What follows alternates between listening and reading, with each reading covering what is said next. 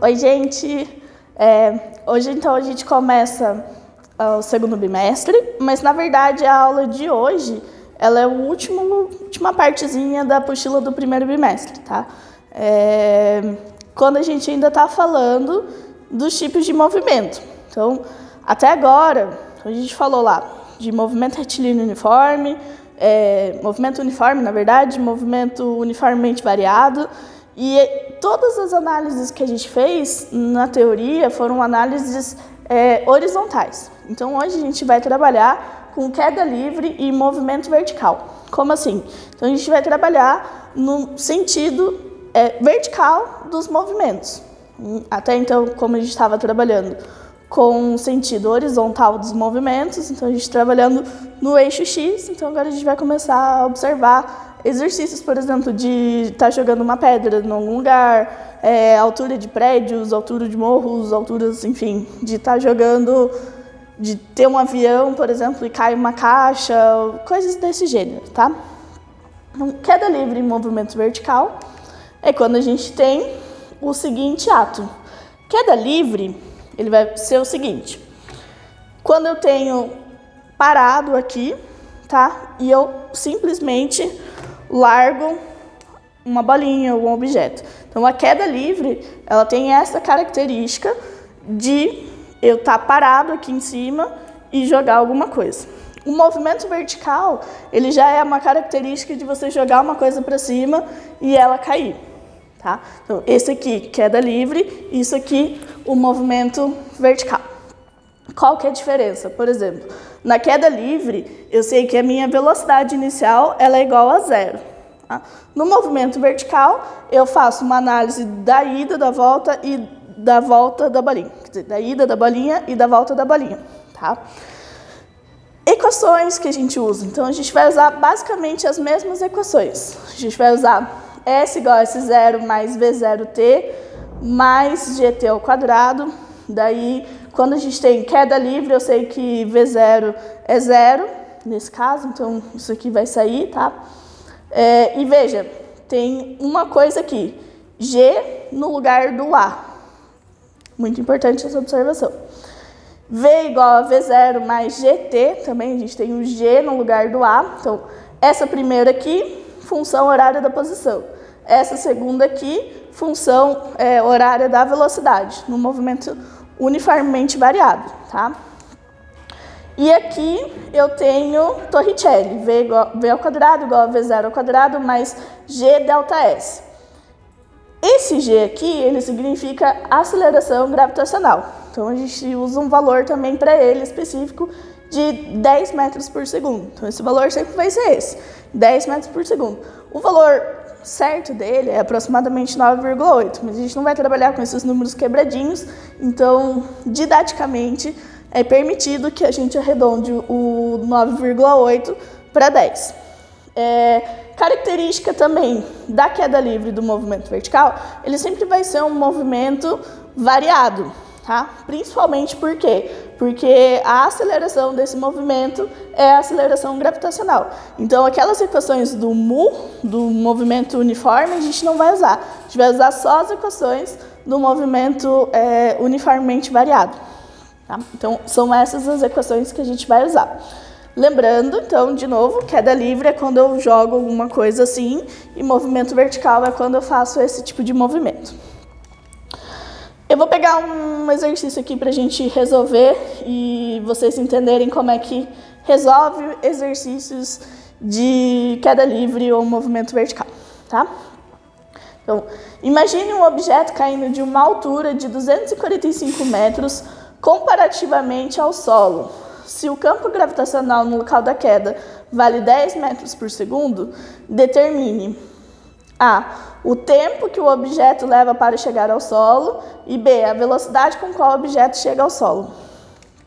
Então, eu tenho aqui S igual a S0 mais V0t GT ao quadrado sobre 2. Essa é a equaçãozinha que eu vou usar. Por quê? Lembrando que eu pego todas as informações que ele me dá. Então, ele me deu a altura disso aqui, ele me deu a aceleração e ele está pedindo tempo. Então, ele me deu a velocidade inicial, porque eu sei que é um objeto caindo de uma altura, eu sei que é uma velocidade, uma queda livre, enfim. E sei que... sei a velocidade inicial, sei esse ΔS aqui, que é 245, e sei a aceleração gravitacional, que é o G. Para descobrir o T, então eu vou usar essa equação. Então, aqui no lugar do S, eu vou colocar 245. No lugar do S0, eu vou colocar 0. No lugar do V0, eu vou colocar 0. E no lugar do G, eu vou colocar 10, T ao quadrado sobre 2, porque é o T que eu quero saber. Então, vai ficar assim, organizando essa conta aqui, 245 igual a 5t ao quadrado. Estou fazendo esse 10 dividido por 2 aqui, vai dar isso. T ao quadrado, só organizando isso aqui, t ao quadrado é 245 dividido por 5, porque esse 5 aqui está multiplicando, passa para esse lado dividindo, então vai ficar 245 divididos por 5. Daí vai ficar t ao quadrado igual a 49, e aí esse ao quadrado passa para o outro lado como raiz, t igual a raiz quadrada de 49, então eu sei que o tempo dessa queda foi de 7 segundos, tá? Agora ele quer saber qual a velocidade que o objeto chega ao solo. Eu sei a velocidade que ele saiu. A velocidade que ele saiu foi 0. Então agora eu quero saber qual a velocidade que ele chega ao solo. Então eu vou usar essa daqui, ó, V igual a V0 mais GT. Velocidade, que é o que eu quero, velocidade inicial, que é 0, G, que é 10, e T, que eu descobri no anterior, que é 7 segundos. Então, é só multiplicar, né?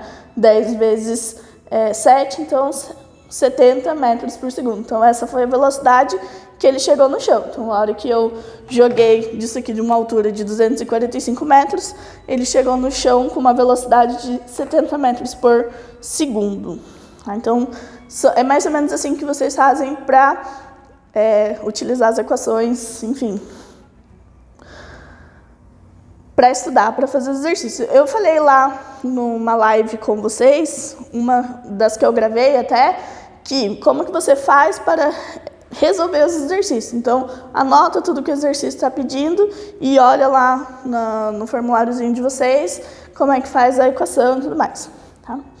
Aí a gente vai falar de vetores. Então, vetores, na verdade, a gente já viu algumas coisas, certo? A gente já fez lá no papel milimetrado, fiz vocês desenharem um pouquinho e eu falei de vetores. Vetor, não é esse vetor. Esses vetores, tá? Flechinhas que indicam alguma coisa. Então, como que a gente vê isso na prática? Tá? Na prática, veja só, eu tenho uma flechinha aqui. Ó, lembrando que esse aqui também está na apostila de vocês, então se vocês quiserem pegar a apostila para acompanhar melhor, tá escrito assim, ó, tem um carrinho azul, tem um carrinho vermelho e ele tem uma flechinha nele. Então, essa flechinha aqui, que é o vetor, ele está me indicando o valor, está me indicando o sentido, está me indicando a direção da velocidade desse carrinho. Então, a velocidade desse carrinho está indo para lá, então direção horizontal, está indo para lá, e ela é uma velocidade relativamente grande, porque esse meu vetor está relativamente grande, tá? O vetor B aqui, nesse carrinho, nesse exemplo, eu tenho que tanto a A quanto B, eles estão na mesma velocidade, mesmo valor de velocidade, tá? Nesse caso aqui, do carrinho C e do carrinho D, eu consigo identificar pelo tamanho da minha flechinha qual é o valor da velocidade. Então, eu sei, por exemplo, que o D está mais rápido do que o C. Por quê? Porque a flechinha do D ela é maior do que a flechinha do C, tá? E também sei que os dois, pronto, estão indo para lá, para essa direção. Nesse caso aqui, eu tenho mesma direção, então os dois estão na diagonal, tá? E um está indo para baixo e o outro está indo para cima. Então, eles estão em sentidos opostos. E aí também consigo observar, por exemplo, que eles estão em sentidos opostos, mas com velocidades iguais, como se eles estivessem se cruzando mesmo na rua. E aí eu tenho um outro tipo de exemplo, que é quando eu tenho, por exemplo, um cruzamento, um T, que eu tenho um carro que está indo para lá e o outro carro que está vindo nessa direção assim. Então é como se eu tivesse um na vertical, outro na horizontal. E aí o que acontece entre os vetores? Eles têm um ângulo de 90 graus entre eles.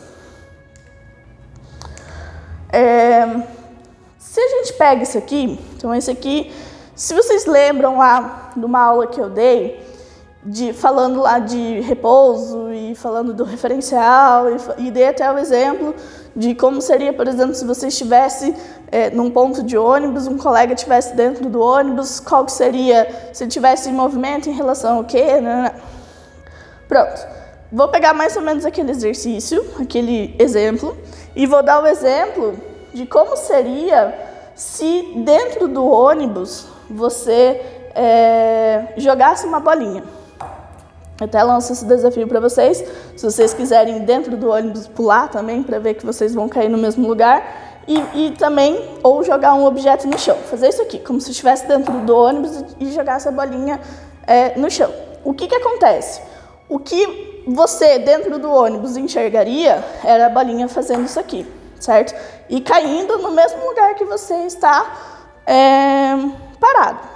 Então, a bolinha simplesmente vai para baixo e esse é o tipo de movimento que você vê dela, como se fosse uma linha reta. Esse é o teu. Se tiver alguém fora do ônibus e ver você fazendo esse movimento, o que acontece? Em relação à rua, tá? O ônibus está em movimento, tá? Então, em relação à rua, essa bolinha, na verdade, que começou aqui, vai terminar mais para frente, em relação à rua. Então, quem está de fora observaria a bolinha fazer esse tipo de movimento, beleza? Apesar da bolinha ter feito esse tipo de movimento, quem está de fora vai ver esse movimento aqui. Esse movimento aqui, ele é uma diagonal. Ele, na verdade, é como se fosse... O movimento desse aqui é como se fosse uma parabolazinha, mas a velocidade dele, a gente vai ver sendo uma diagonalzinha, tá? Então, como que seria o desenho vetorial desse tipo de movimento? Desse aqui, ó, da bolinha fazendo isso aqui. Veja aqui, ó, a bolinha da pessoa de fora vendo a bolinha fazer isso daqui. Então, o movimento dela, o vetor resultante da velocidade, seria essa diagonal aqui para baixo. E essa diagonal para baixo, ela tem uma composição tanto no eixo Y quanto no eixo X. Daí lembra lá das coordenadas cartesianas. E para descobrir o valor dessa velocidade aqui, dessa velocidade resultante, eu preciso saber qual é a composição dela, tanto no eixo Y quanto no eixo X. Então, eu preciso praticamente desse desenho aqui completinho, tá? Quando eu falo, então, vamos pegar um outro exemplo. Se eu estivesse falando de vocês atravessarem o rio, então, vamos fingir lá que a gente está numa aula de campo e a gente vai brincar no rio. Tem um barquinho lá e é isso que a gente vai fazer, vamos brincar. Se entra todo mundo no barquinho, certo? Todo mundo tem lá a sua pá para remar e tudo mais.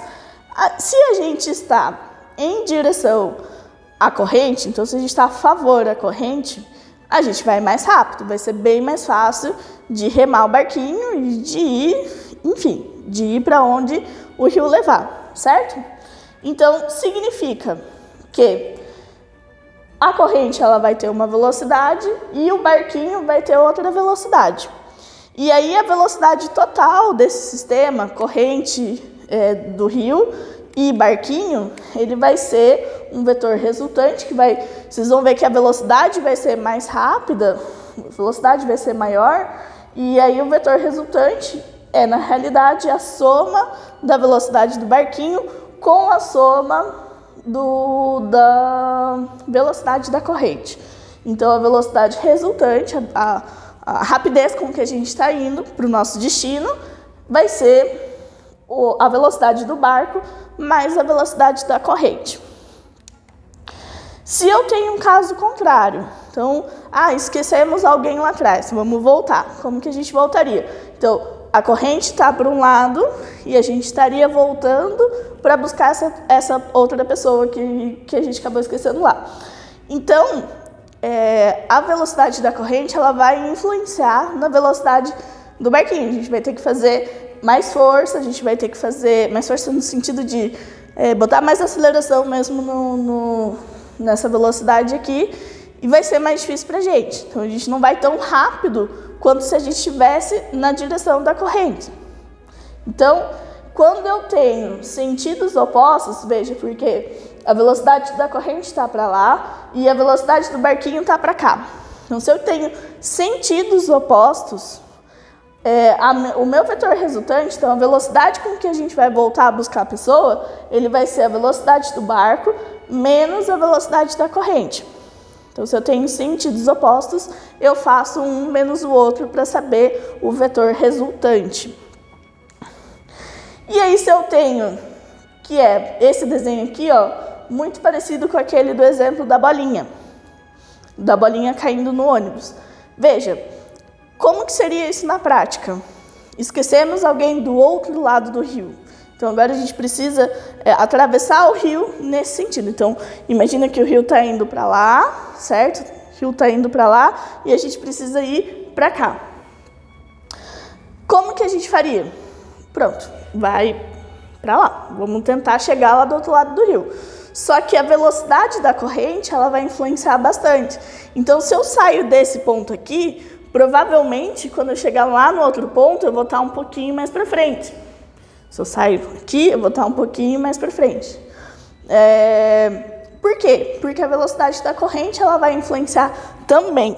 Então, a minha velocidade do barco, ela é uma velocidade para lá, né? Imaginando aqui agora o rio, ela seria uma velocidade para lá e da corrente para cá. Veja, ela faz um ângulo de 90 graus, isso aqui. E aí, o meu vetor resultante vai ser esse cara aqui em azul.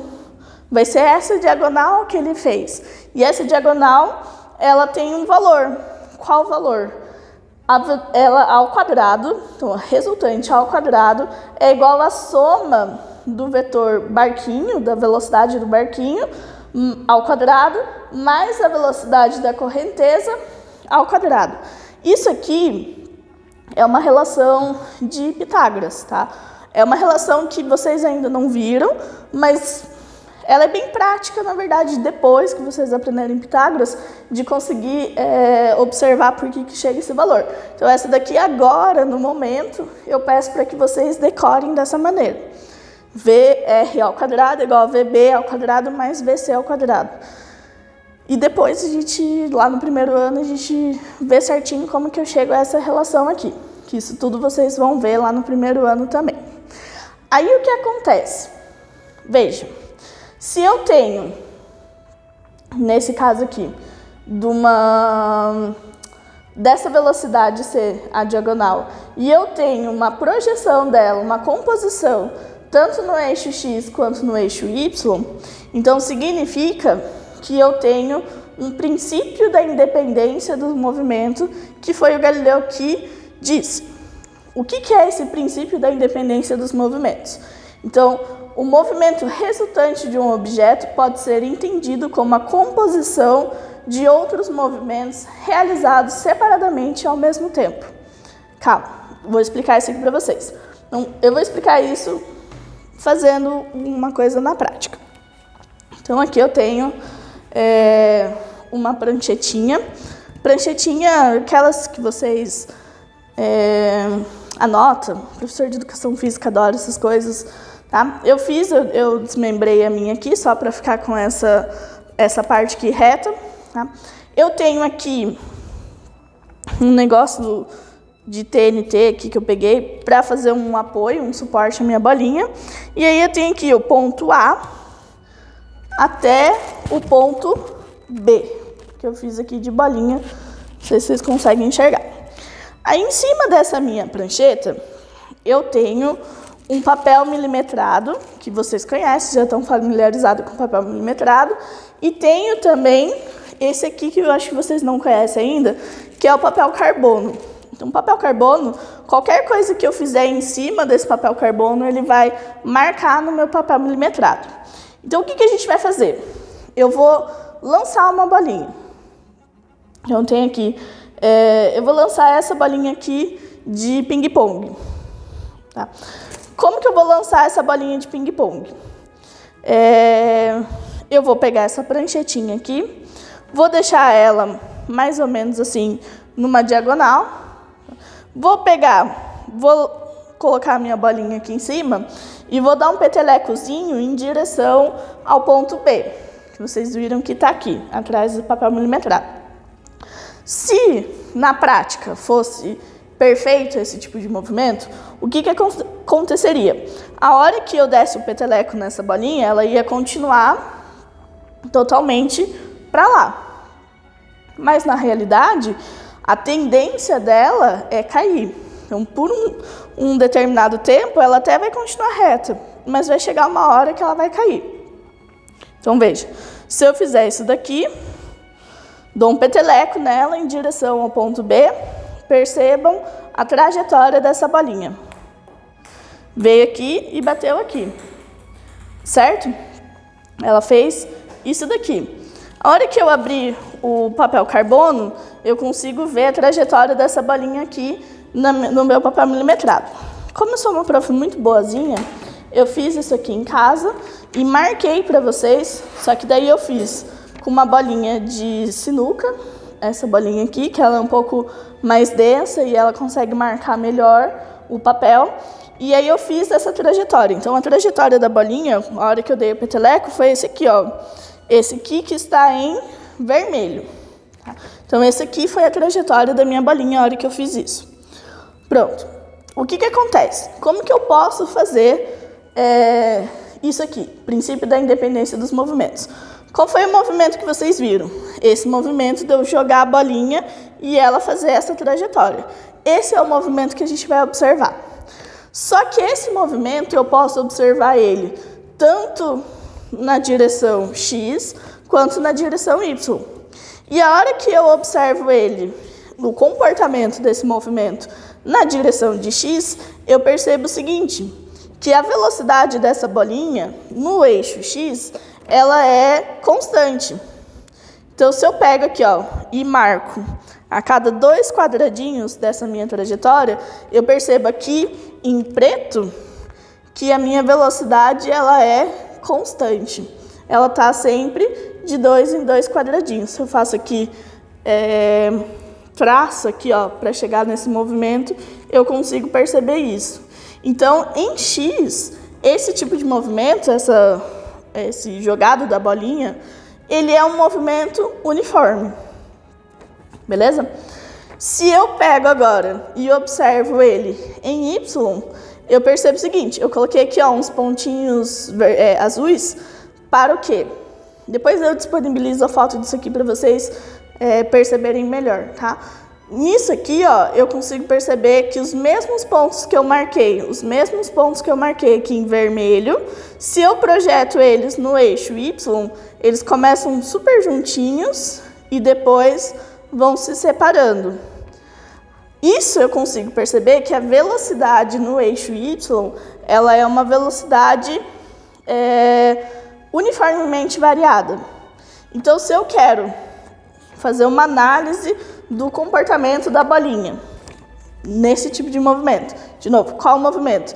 Dele fazer isso aqui. Desse tipo de movimento aqui, ó. Que ele tá aqui e eu dou um peteleco nela e faz isso aqui, certo?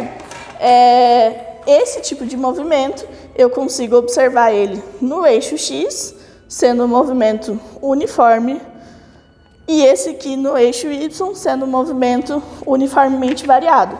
Eu tenho também, no livro de vocês também traz, essa tabelinha aqui, ó. Veja, qual o movimento? O movimento da bolinha caindo assim. A minha velocidade no eixo X aqui, ó, ela é constante. Tá vendo aqui, ó? como se estivesse marcando o pontinho dela, tá? Ela vai ser constante, sempre o mesmo valor entre um e o outro. E no eixo Y, ela vai ser menorzinha. Ela vai aumentando com o tempo. Então, no movimento horizontal, eu tenho movimento uniforme, que eu não tenho aceleração. E no movimento vertical, eu tenho aceleração. E qual é o tipo de aceleração? Aceleração gravitacional. Outra coisa, para vocês entenderem o princípio dessa independência dos movimentos, um desafiozinho que eu quero lançar para vocês. Eu vou colocar o vídeo no final, porque eu realizei esse desafio aqui para vocês, mas eu quero que vocês façam isso em casa. O que vocês vão fazer? Vocês vão pegar 2 bolinhas de ping-pong, ou bolinha, enfim, de gude, ou qualquer bolinha que vocês tiverem, que não vai quebrar o chão, tá? Não vai pegar uma bola de boliche. Tem 2 bolas de boliche que quero fazer. Não é isso. Mas se vocês quiserem, sei lá, até 2 bolas de futebol, acho que até dá pra fazer. Uma bolinha, vocês vão colocar em cima da mesa. Uma bolinha vocês vão lançar. E ao mesmo tempo que vocês derem um petelecozinho assim nela, e na mesma altura, você vai jogar outra bolinha, queda livre. As minhas bolinhas se perderam, tem uma aqui. Você vai fazer o seguinte, ó. Uma bolinha você vai jogar assim. Assim, ó. E a outra bolinha, você vai dar um petelecozinho nela. Pra ela fazer esse movimento de uma parábola, metade de uma parábola. E aí, se vocês conseguem, se conseguir fazer com que elas estejam na mesma altura e no mesmo tempo de você soltar essa bolinha, vocês vão ver que elas vão cair no chão ao mesmo tempo. Então eu lanço esse desafio para vocês fazerem agora e aí veja o videozinho que eu preparei com o desafio, tá bem? Deus abençoe vocês e a gente se vê na próxima semana.